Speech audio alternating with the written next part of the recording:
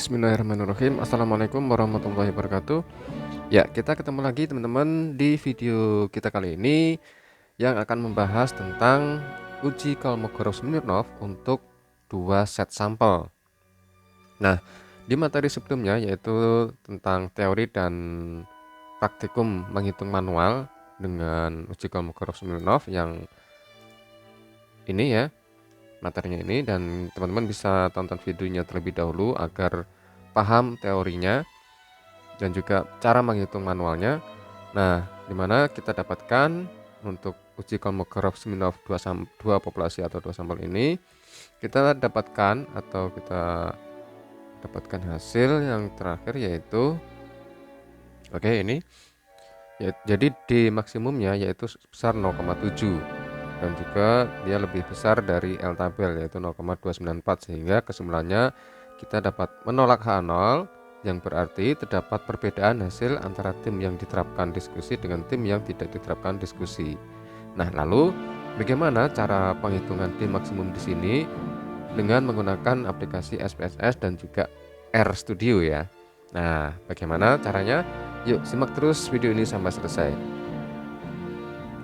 Yuk kita lanjut ke aplikasi SPSS. Jadi di sini sudah kita kopikan datanya, data yang kita gunakan dalam perkuliahan teori dan praktikum penghitungan manual. Di sini sudah kita kopikan dari kelompok pertama yaitu X ya. Di sini 35 sampai 31, kemudian kelompok kedua yaitu Y dari 39 hingga 47 ya, sudah kita isikan semuanya.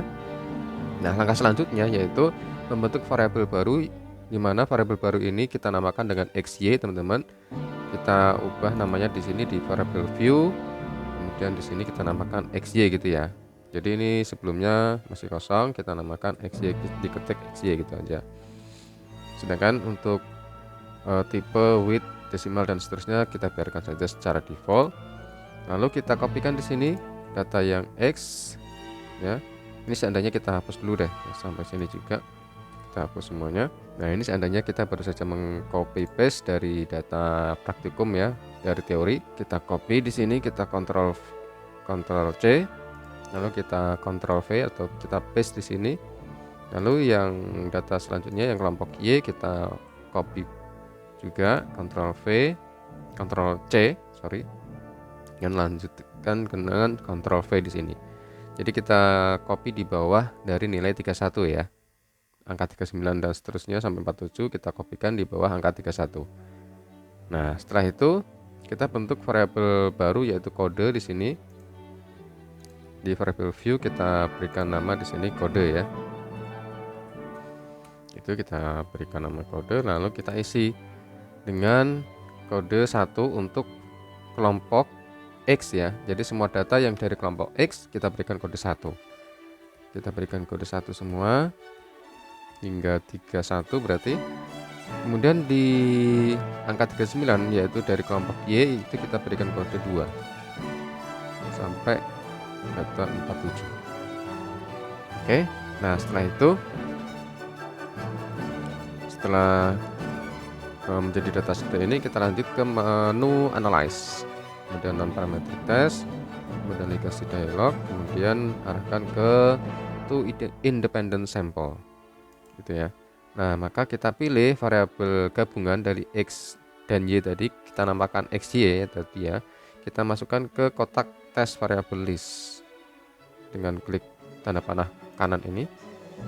Lalu kita masukkan variabel kode di dalam kotak grouping variabel di sini. Klik tanda panah ini.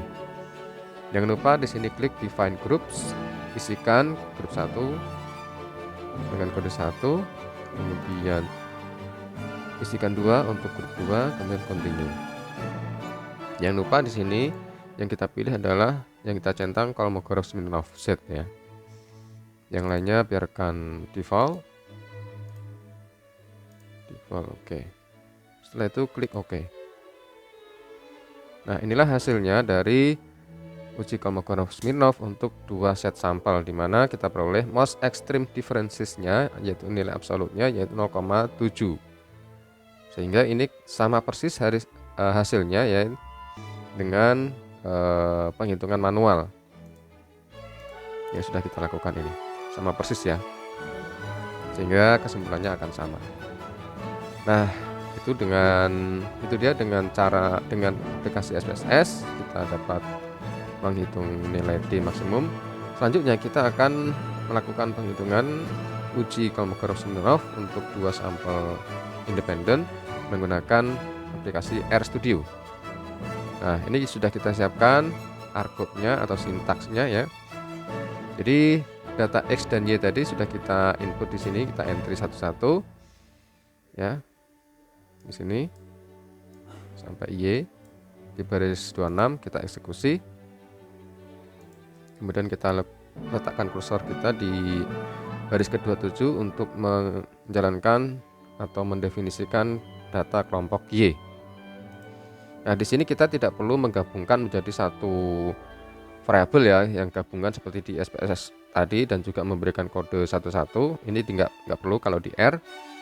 Kemudian ini cara kedua untuk mengimport data ya.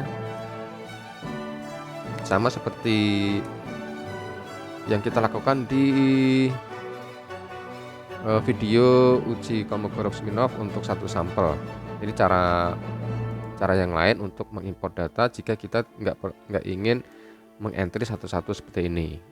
Jadi kita sudah siapkan di file Excel, kemudian kita eksekusi sintaksnya ini, library read Excel dan seterusnya, gitu ya. Nah, kali ini kita gunakan yang ini aja, cara yang pertama ya. Oke, setelah kita panggil semua variabel X dan Y-nya, kita eksekusi, lalu kita arahkan di baris ke-35, yaitu menggunakan fungsi ks.test. Nah, yang kita uji yaitu kelompok X dan Y. Data X dan Y sudah kita definisikan sebelumnya ya. Oke, kita langsung eksekusi baris ke-35.